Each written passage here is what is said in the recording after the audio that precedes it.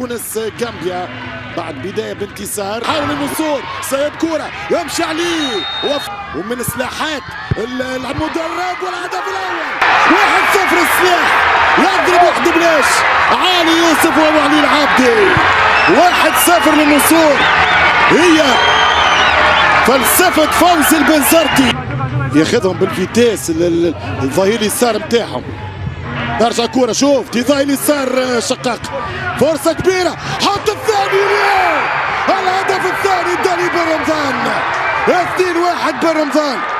المنتخب التونسي كسر التسلل اللاعب رقم 5 كولي المتابعة يمشي اورتري بن رمضان بتاعه بوشنيبه يوصلها ممتازة اسيست الرايد وريادة طيبة مشاهدينا الكرام متابعينا في كل مكان. إبراهيم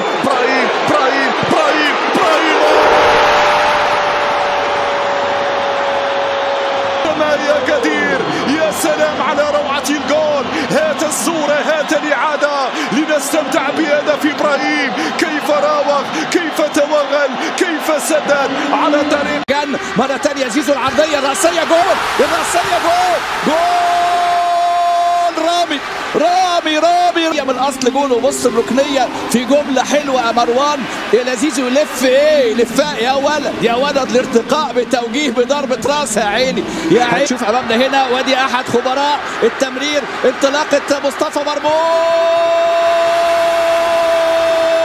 الثاني ياتي امامنا هنا استغلال المساحه واستغلال الانطلاقه بص سرعه التحول مروان عطيه المصطفى وادي بص يا ولد يا مرموش عمر مرموش امامنا اهو لاعب يسجل سادس اهدافه الدوليه مع المنتخب المصري الاول في هذه اللقطه الجميله. هدف جميل هدف ياتي بالعمل الجاد مره ثانيه هنا مرموش يطلع محمد حمدي اظبط يا راجل وادي مصطفى هي مصطفى ولكن ياتي هنا ابراهيم